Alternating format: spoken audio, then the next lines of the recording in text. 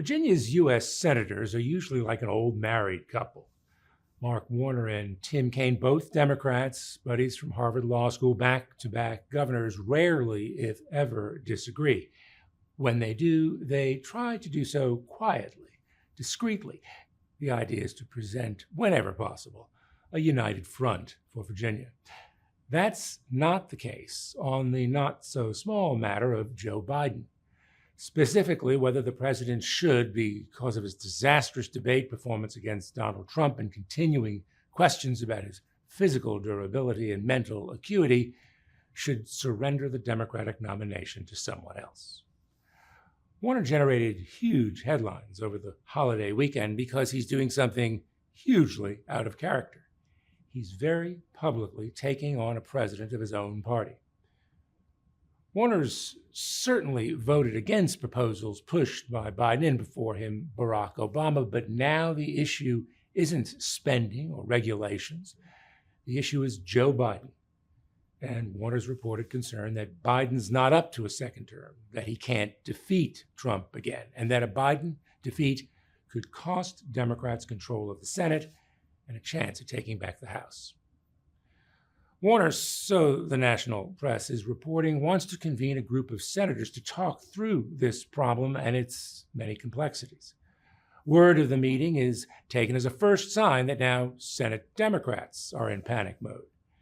There's already evidence of it among House Democrats.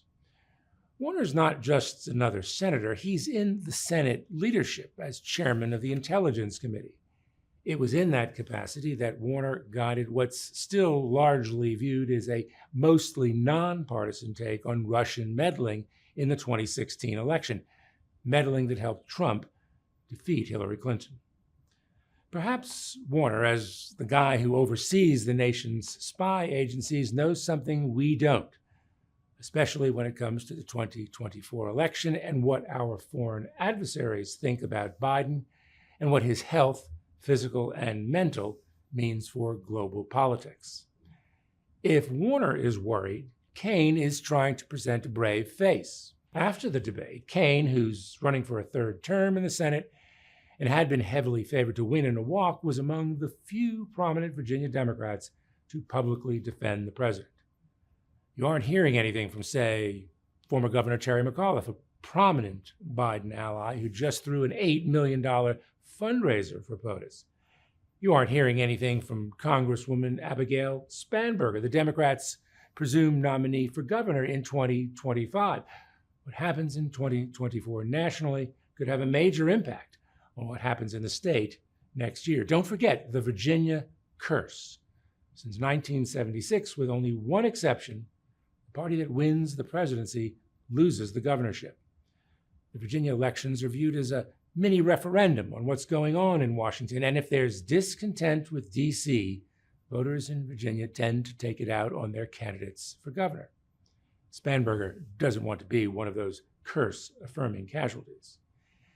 Kaine is key to Biden holding Virginia, a state Biden carried by 10 percentage points in 2020.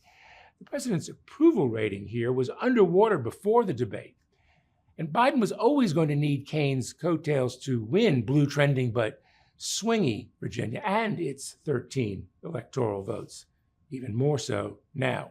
So it's no surprise that Kaine, particularly as a candidate for re-election, is a team player when it comes to standing with Biden. But Kaine knows that the first unbending principle of politics is flexibility.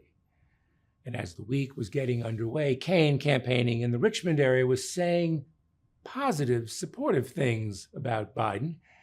But he threw in this intriguing line. Biden is, quote, going to do what's right for the country. Maybe Warner and Kaine are on the same page after all.